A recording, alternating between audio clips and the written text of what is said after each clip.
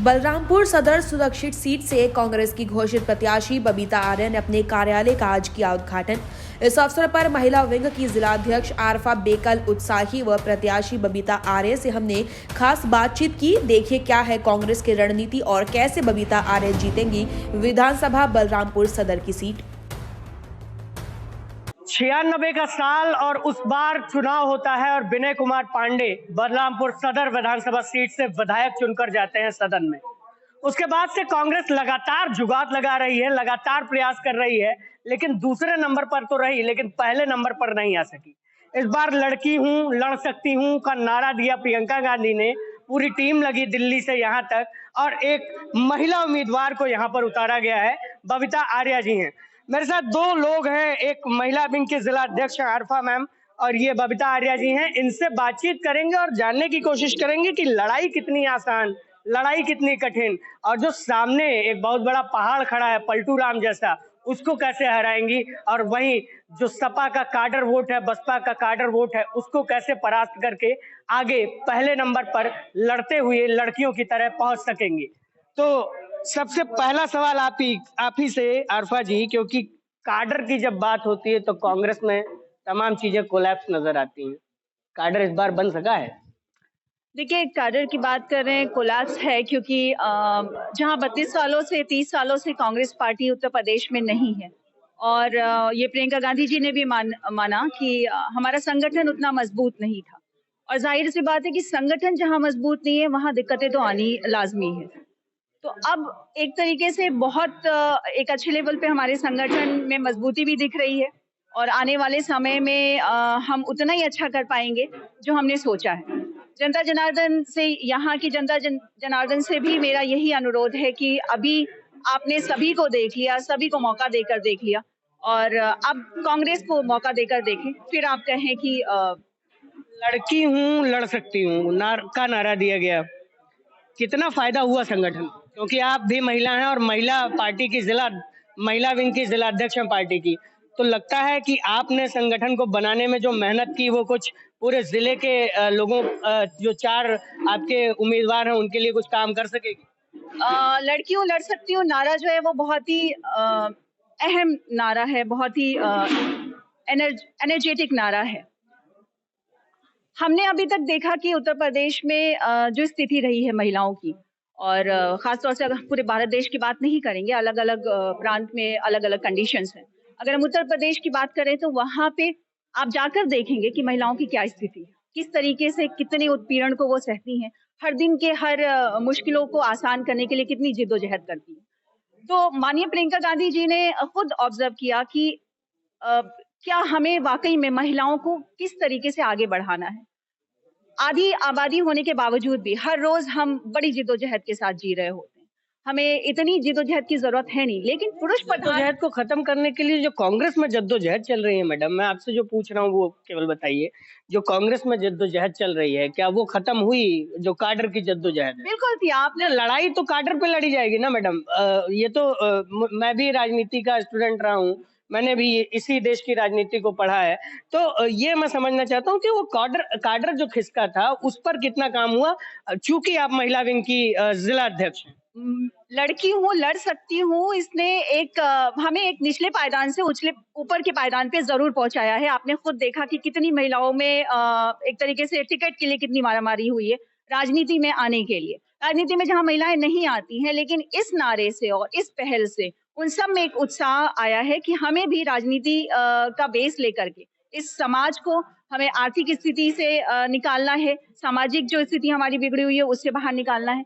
तो ये नारा डेफिनेटली कहीं ना कहीं हमें सपोर्ट दे रहा है आगे आने के लिए और कांग्रेस पार्टी को डेफिनेटली ये नारा कहीं ना कहीं ले जाकर के जरूर खड़ा करता है।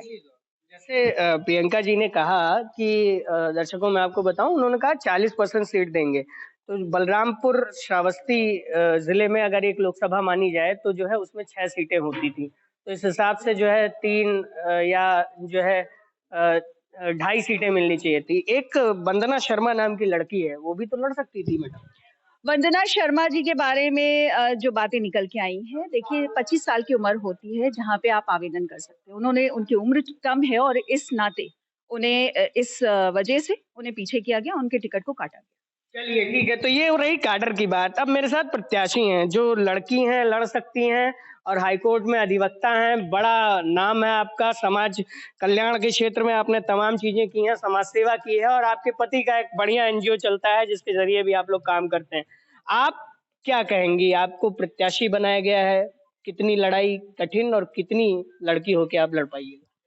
देखिए, मैंने तो पहले ही कहा है कि बलरामपुर मेरी कर्मभूमि है। मैं आज से नहीं, मैं 21 सालों से बलरामपुर क्षेत्र में क्षेत्रवासियों की सेवा में तत्पर हूँ। तो मैं नारा तो मुझे मिला ही मिला है कि लड़की हूँ, लड़ सकती हूँ और बस उस लड़कियों के की ताकत को एकजुट होकर नारी की ताकत को हमें साकार करना है। पिछली बार राहुल गांधी और अखिलेश यादव की मुलाकात हुई एक, मैं भी उस प्रेस कॉन्फ्रेंस में था। राहुल गांधी जी ने तमाम चीजें तय हुई, 100 सीटें मिली, 2 लड़के यूपी के करेंगे कमाल, नारा चला। शिवलाल जी यहाँ से लड़े गठबंधन की सीट पर, उन्हें 65,000 वोट मिल गया। क्या वो तिलिस्म बरकरार रहेगा जो कमाल हुआ था, या उससे कुछ ऊपर नीचे हो सकता है? नहीं, ऊपर-नीचे नहीं होगा, उससे अच्छा ही बेहतर ही होगा, क्योंकि हम ऐसे मुद्दों को लेके कभी आए ही नहीं हैं, हम विकास के मुद्दों को लेके आए हैं और जनता को क्या चाहिए? विकास चाहिए। तो मुझे नहीं लगता है जनता हमें सराखों पे बिठाएगी। आपको लगता है कि सराखों पर जनता बिठाएगी, लेकिन बलरामपुर की जनता के सामने तो पलटू राम जैसा पहाड़ खड़ा है। वो तो गोंडा में रहता है, लोग उसके बारे में कहते हैं कि गोंडा में रहता था और फिर बलरामपुर में 14 घंटे 24 घंटे जो है बलरामपुर में रहते हैं। तो आप बताइए, क्या पलटू राम जी का जो छवि बनी पूरी 5 साल में उन्होंने काम किया, क्या आप उनके मुकाबले कहीं स्टैंड करेंगी? क्यों नहीं स्टैंड करेंगे? 5 सालों से वो गोंडा के रहने वाले हैं, 5 सालों से वो यहाँ पे निरंतर रह रहे हैं वो यहाँ पे। मगर जैसे-जैसे मैं क्षेत्र में जा रही हूँ और कहने में और करने में ज़मीन आसमान का अंतर है। मैं क्षेत्र में जा रही हूँ, कोई विकास नहीं हुआ, पलटू राम जी का कोई नाम नहीं, क्योंकि देखिए उनकी कुछ अच्छी छवि होगी, मगर कार्य क्षेत्र में उनकी अच्छी छवि नहीं है। जैसे क्या काम, जैसे आप कुछ बताइए तो कि जो है देखिए, जो उनके काम। खुद गाँव की सड़क जब सही नहीं है, तो सिर्फ़ एक सड़क तक मैं सीमित विकास की बात नहीं करूँगी क्योंकि विकास वहीं तक सीमित है, उससे कहीं आगे जा कर किस के सड़क की बात आप कर रही मैं हैं? उनके खुद गाँव की बात कर रही हूँ। गोंडा में जो उनका गाँव है? जी हाँ, या गोंडा में नहीं, जो यहाँ पे भी है कहीं पे और आई गेस हर किसी की यही शिकायत है। तो सिर्फ़ सड़क बना देने से विकास नहीं होता है। प्रगति की बात आप करिए तो वो हर लेवल पे आकी जानी चाहिए। ठीक है? तो अभी हम 5 साल ठीक है, वो 5 साल आए हैं, मैं उनके खुद की छवि की बात नहीं कर रही हूँ, बहुत अच्छे इंसान हैं। लेकिन वाक़ई में अगर हम प्रगति की बात करें, विकास की बात करें, काम की बात करें, तो ऐसा तो कोई काम नहीं दिखता। इतने टाइम से यहाँ युवा जो है बेरोज़गार होते ही चला जा रहा है, होते ही चला जा रहा है। इस सरकार की जो नीति है, वो ये है कि हम अमीरों को और अमीर बनाएँ और गरीब को और गरीब बनाएँ। मैडम, आपकी सरकार जो है, मैं हमेशा कहता हूँ कि अभी जब पूछूंगा, आपकी सरकार जो उत्तर प्रदेश में लगभग 35 से 40 साल रही। बलरामपुर जिला तब तो अस्तित्व में नहीं था, लेकिन गोंडा को ही क्या दे दिया उसने, आप बताइएगा जरा। अ, हम लोगों की उम्र तो बहुत देखिए कम है, आप अभी कहेंगी यही चीज, नहीं, लेकिन आप बताइए, आप तो मेरी उम्र लेकिन मैं ये सिर्फ कहूँगी कि देखिए जब से गोंडा फिर भी यहाँ से थोड़ा तो डेवलप मुझे दिखता है। मैं अगर अपने बलरामपुर और वहाँ का कंपेयर करूँ, कंपैरिज़न करूँ तो थोड़ा तो डेवलप दिखता ही है। यहाँ तो विकास के नाम पर भी नहीं हुआ है ना, मतलब ज़ीरो है एक तरीके से। हम अभी भी वैसे ही जो बचपन में हम विकास देख रहे थे वही अभी भी हम वैसे ही देख रहे हैं। ना हमने यहाँ कोई नई इंडस्ट्री देखी, ना कोई फैक्ट्री देखी इस तरीके से कि जो काम कर रहा हो युवाओं के लिए, महिलाओं के लिए, उनके उत्थान के लिए। अब हमने जो अभी बात कही है शक्ति विधान में, उन्नति विधान में, हमने सिर्फ बातें नहीं कही हैं। हम उस पे खरे उतरने के लिए पूरी तरीके से तैयार बैठे हुए हैं। हमारे पास इम्प्लीमेंटेशन का पूरा फुल रोड मैप है, मैप चार्ट है हमारे पास कि हमें वो करना ही करना है। आप बलरामपुर के लिए क्या उन्नति विधान लेके आ रही हैं? बलरामपुर जिले के लिए, बलरामपुर जिले का या मुख्यालय जिस सीट से आप लड़ रही हैं?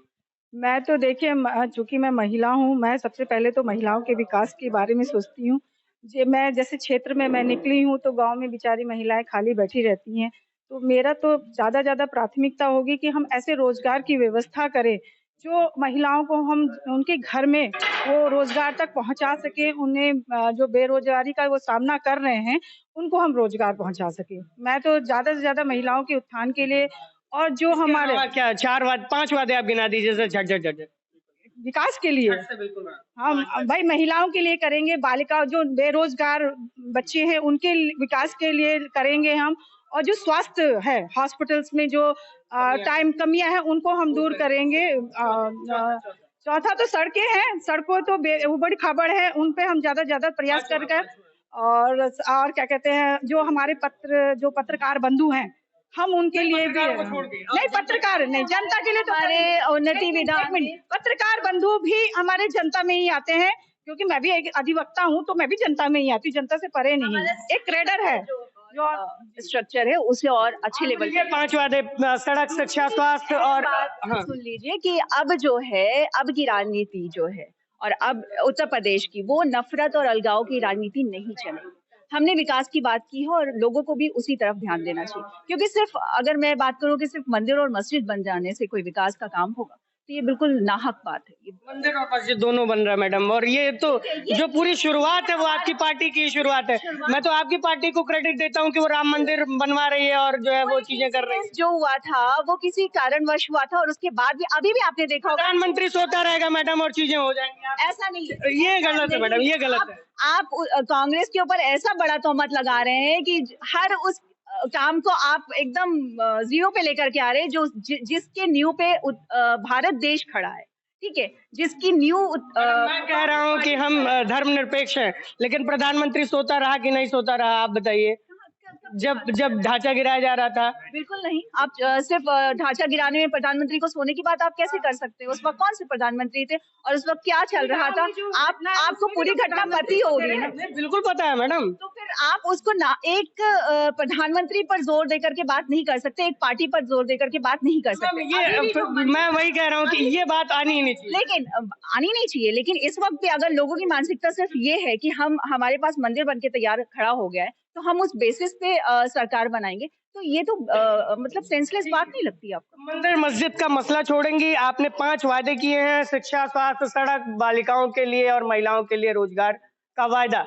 अब देखने वाली बात होगी कि काडर कुछ तिलिस्म दिखाएगा, कांग्रेस का काडर फिर से बन पाएगा, और क्या जो 65,000 वोट पिछली बार के चुनाव में शिवलाल को मिले थे वो इस बार भी कांग्रेस हासिल कर पाएगी, और अगर हासिल करती है तो क्या जीत पाएगी, और अगर जीतती है तो जो ये वादे किए गए हैं क्या वो पूरे होंगे? बलरामपुर से योगेंद्र त्रिपाठी।